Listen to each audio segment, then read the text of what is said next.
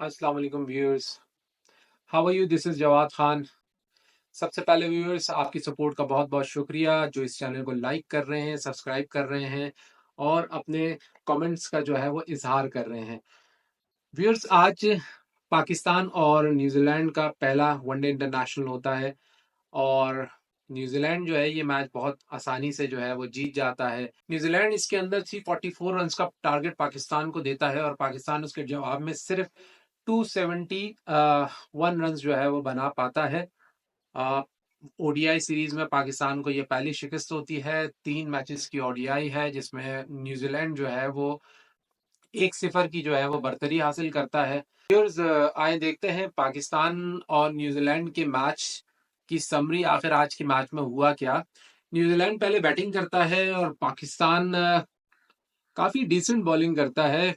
New Zealand के पहली दूसरी विकेट जो है वो थोड़ी इंटरवल्स के साथ गिरती है और ऑलमोस्ट अगर हम बात करें तो 32 ओवर्स तक न्यूजीलैंड सिर्फ 164 रन ही बना पाता है। उसके 3 खिलाड़ी आउट होते हैं। न्यूजीलैंड की इनिंग में उसके बाद सिर्फ 18 ओवर्स रह जाते हैं, जिसको देख के लग रहा था कि न्यूजीलैंड इस मैच में ज्यादा से ज्यादा 270 280 का टारगेट देगा, क्योंकि पाकिस्तान उस वक्त तक बहुत अच्छा जा रहा था, बहुत अच्छी बॉलिंग हो रही थी। 163 फॉर 3 और 32 ओवर्स आपके गुजर चुके हैं, तो आगे 18 ओवर में वनडे मैच के अंदर आप एक्सपेक्ट कर रहे होते हो कि 270 280 तक जो है न्यूजीलैंड जाएगा। और अगर पाकिस्तान जो है वो एक दो और विकेट्स ले लेता है जरा जल्दी, तो हो सकता है ये 250 260 के ऊपर भी जो है वो न्यूजीलैंड को क्लोज कर सकते हैं। लेकिन फिर न्यूजीलैंड जो है वो वहां से शुरू होता है और फिर 344 पे अपनी इनिंग्स को एंड करता है। तो आखिर इतने रन्स कैसे बन गए? मतलब शुरू के 32 ओवर्स में व्यूअर्स सिर्फ 163 रन बन रहे हैं और बाकी के 18 ओवर में 181 रन बन रहे हैं। तो इस पूरी इनिंग में मार्क चैपमैन की सेंचुरी के अलावा अगर एक एक बैट्समैन ऐसे हैं जिनकी एक धुआंधार इनिंग ने न्यूजीलैंड को जो है वो बिल्कुल पार स्कोर से बहुत ऊपर के स्कोर पे ले जाके जो है वो क्लोज किया है, विच वॉज 344 रन ओडीआई के अंदर वैसे ही चेस करना ऑलमोस्ट इम्पॉसिबल हो जाता है। और वो थे मोहम्मद अब्बास। मोहम्मद अब्बास की जो डेब्यू डेब्यू था, आज डेब्यू था, डेब्यू पर वो सिर्फ 24 बॉल्स पे 50 रन मार के जाते हैं। और वो उनकी बैटिंग जो है वो पूरे तरीके से जो है वो पाकिस्तान का जो एक शुरू से वो लेकर चल रहे थे न्यूजीलैंड को, और एक पूरे मैच के अंदर पाकिस्तान ने ग्रिप हासिल की हुई थी, पूरे तरीके से पाकिस्तान को वो एक तरह से आप कह सकते हैं बाहर कर देते हैं अपनी उस इनिंग से। तो इसमें हम क्या कहेंगे? सवाल ये पैदा होता है कि क्या डेब्यूटेंट मोहम्मद अब्बास जो हैं वो एक बहुत आउटक्लास इनिंग खेल गए हैं, या बॉलर्स जो हैं वो एंड में बहुत बेकार उन्होंने बॉलिंग कराई है, की वजह से मोहम्मद अब्बास जो हैं वो 50 रन की इनिंग सिर्फ 24 बॉल्स पे खेल रहे हैं। देखिए, 50 रन की इनिंग 24 बॉल्स पे खेलना वैसे ही आउटस्टैंडिंग है। जितनी भी तेज क्रिकेट हो जाए, कोई भी बैट्समैन अगर इस तरह की इनिंग खेलता है, चाहे वो पीएसएल में खेले, आईपीएल में खेले, इंटरनेशनल में खेले, कोई भी खेले, इट्स नॉट अबाउट कि आप ये कहें कि यार this is very common. Common नहीं हो सकती है। कॉमन हो तो फिर हर मैच में 3-4 प्लेयर ऐसी इनिंग खेल रहे हो, ठीक है। और फिर डेब्यू पे खेल जाना, डेब्यू पर एक नए लड़के पे एक 21 ईयर ओल्ड के ऊपर एक प्रेशर होता है।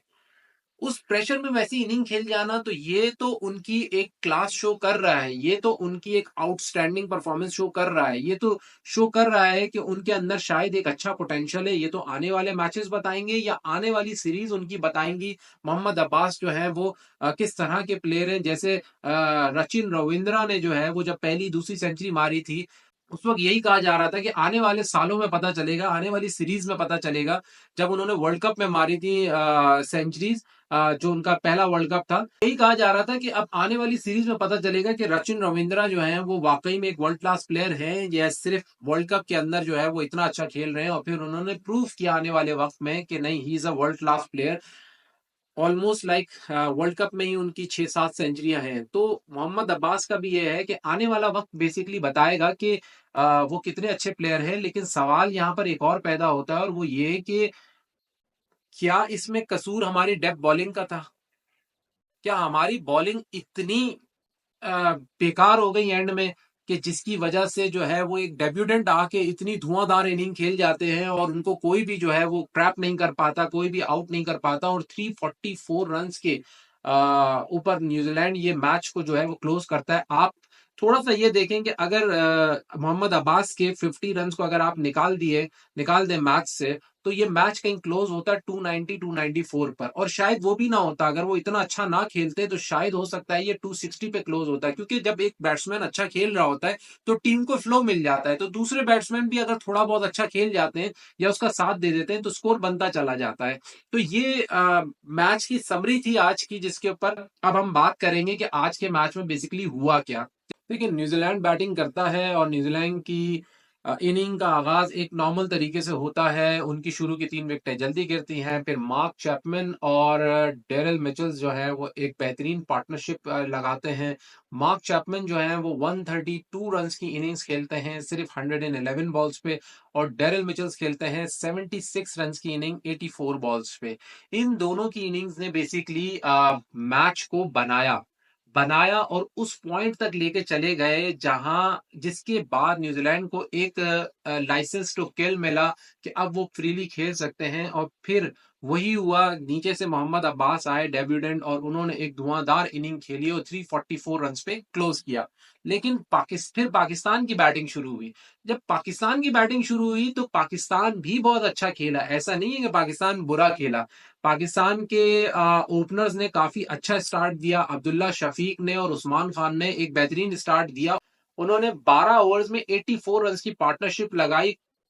जब हमारी पहली विकेट गिरी तो ये एक बहुत अच्छी पार्टनरशिप होती है। अगर आपको स्टार्टिंग में 84 रन, 90 रन, 60 70 रन की अगर आपको पार्टनरशिप मिल जाए तो ये किसी भी टीम का एक अच्छा आगाज होता है। तो अब्दुल्ला शफीक ने और उस्मान खान ने एक बहुत ही अच्छी जो है वो एक बहुत ही अच्छा स्टार्ट दिया पाकिस्तान को। और उसके बाद अब्दुल्ला शफीक आउट होते हैं 36 रन पे, आउट होते हैं 49 बॉल्स पे, और उस्मान खान आउट होते हैं 39 रन बना के 33 बॉल्स पे। उसके बाद आते हैं बाबर आजम ने भी एक दफा फिर एक एंकर इनिंग खेली, बहुत ही अच्छी इनिंग खेली, जैसी कि उनसे एक्सपेक्ट की जाती है। 78 रन उन्होंने बनाए 83 बॉल्स पे, कोई ज्यादा बॉलों का डिफरेंस भी नहीं है। वनडे के अंदर एक ऐसी ही इनिंग रिक्वायर्ड होती है, और जैसा कि मैं हमेशा कहता हूं कि मैं बाबर आजम को सिर्फ इस चीज में सपोर्ट करता हूं कि उनको वनडे या टेस्ट में होना चाहिए, क्योंकि वो एक एंकर इनिंग जो है वो खेल सकते हैं, उनमें ये पोटेंशियल है। तो देखिए, वो वर्ल्ड क्लास प्लेयर, वो एक अलग बात है कि वो मैच विनर नहीं बन रहे। एक मैच विनर और एक अच्छे प्लेयर के अंदर एक बहुत बड़ा फर्क होता है। आप ये नोट कीजिए कि लगातार, चाहे T20 हो या चाहे वनडे हो या टेस्ट हो, आप नोट करें, बाबर आजम सेंचुरी तो नहीं बना पा रहे लेकिन ऑलमोस्ट हर मैच में उनकी 50 है। ऐसा नहीं है कि बाबर आजम जो है वो बिल्कुल ही फॉर्म में नहीं है और वो कोई 10 रन या 20 रन या 30 रन बना के जा रहे हैं, नहीं, ऐसा नहीं है।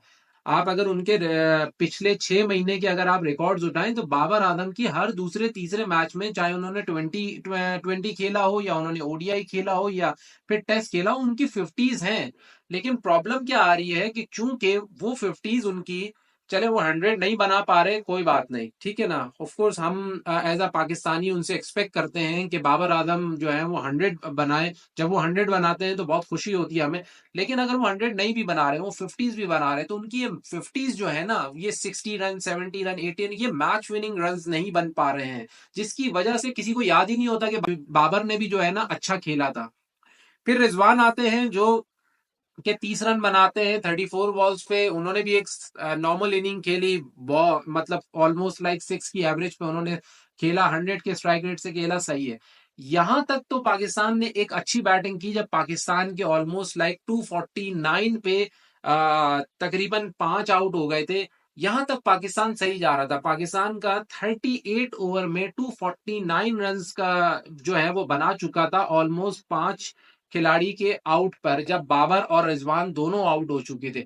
अब यहां के बाद जो है, अभी 12 ओवर थे और 12 ओवर में आपने ऑलमोस्ट लाइक 93 94 रन बनाने थे। यहां के बाद पाकिस्तान सस्टेन नहीं कर सका। इवन दो सलमान अली आगा ने एक और 50 मारी है, वो भी अपनी 50s को कंटिन्यू कर रहे हैं, चाहे वो T20 खेल रहे हैं या वो ओडीआई खेल रहे हैं। लेकिन पाकिस्तान जो है वो फ्लो को जो है वो कंटिन्यू नहीं कर सका, इनिंग को मैच विनिंग में जो है नहीं कन्वर्ट कर सका, पाकिस्तान ये मैच नहीं जीत सका, क्योंकि आप ये देख लें कि अगर आपको 12 ओवर में, ये इतना ज्यादा स्कोर नहीं था, 12 ओवर में अगर आपको 93 94 रन चाहिए, तो 12 ओवर का सीधा मतलब है 72 बॉल्स पे आपको 93 94 रन चाहिए। ये चेजेबल था, पाकिस्तान को यहाँ से चेज करना चाहिए था, लेकिन फिर पाकिस्तान के जो नीचे के जो बैट्समैन थे उन्होंने कुछ भी परफॉर्म नहीं किया।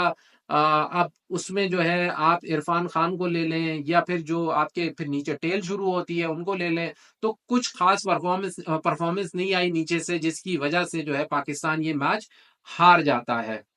सो व्यूअर्स, यहाँ पर एक सवाल पैदा होता है कि क्या क्या हमारा जो सेकंड मिडिल ऑर्डर है, जिसको हम कहते हैं 5 6 7, क्या वो इतना केपेबल नहीं था कि इस रन को चेज कर पाता? क्योंकि देखिए ओपनर्स तो अच्छा खेले, वन डाउन भी अच्छा खेले, टू डाउन भी अच्छा खेले, ऑलमोस्ट लाइक सलमान अली अली आगा तक हमारी बैटिंग जो है वो सही चली है, और हम रन रेट को भी सही लेके चले। 249 रन अगर 38 ओवर्स में हो रहे हैं, तो इसका मतलब है कि पाकिस्तान बिल्कुल सही जा रहा है। अब 72 बॉल्स पे आगे 92 93 रन चाहिए, ये तो चेजेबल है आज की क्रिकेट में। तो इसका मतलब है जो हमारा जो सेकंड मिडिल ऑर्डर है वो बिल्कुल ही जो है वो फारिग था, उन्होंने बिल्कुल भी परफॉर्म नहीं किया, नीचे से बैट्समैनों ने परफॉर्म नहीं किया। आ, इस नंबर पे ज्यादातर ऑलराउंडर्स होते हैं। अब आई डोंट नो, क्योंकि इस टीम में काफी सारे इसमें नए लड़के भी हैं, मतलब मोहम्मद अली को मैं देख रहा हूँ, मैं इरफान खान को देख रहा हूँ। तो आई डोंट नो ये लोग बैटिंग कर सकते हैं नहीं कर सकते। नसीम शाह का हमें पता है कि वो थोड़ी बहुत बैटिंग कर लेते हैं, हारिस रऊफ का भी हमें पता है थोड़ी बहुत कर लेते हैं, ठीक है। लेकिन इनका नहीं पता मुझे कि आकिफ जावेद जो है, इरफान खान जो है, मोहम्मद अली जो है, ये बैटिंग कर सकते हैं या नहीं कर सकते, जिसकी वजह से हम जो एंड का जो है टारगेट जो है वो हम चेज नहीं कर सके। हालांकि देखा जाए तो वो चेजेबल था, 72 बॉल्स पे 92 रन आजकल चेजेबल होता है।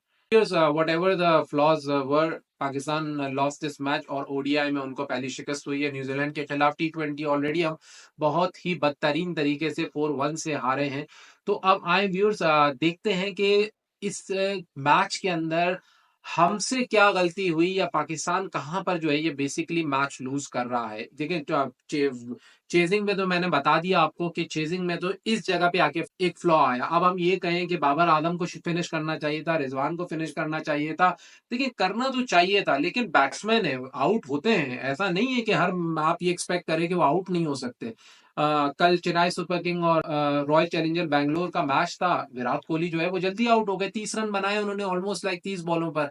तो और उस वक्त तक उनकी टीम का कोई खास स्कोर भी नहीं था, और ऐसा लग रहा था कि वो एक नॉर्मल स्कोर के ऊपर जो है उनकी टीम क्लोज करेगी। लेकिन वो तो बाद में आने वाले बैट्समैनों ने एक बड़ी अच्छी इनिंग खेली और 196 पे क्लोज किया। तो ऐसा नहीं है कि हम ये कहें कि नहीं बाबर को ही फिनिश करना चाहिए था, बाबर अपनी अच्छी इनिंग खेल के गए, 78 रन बना रहे।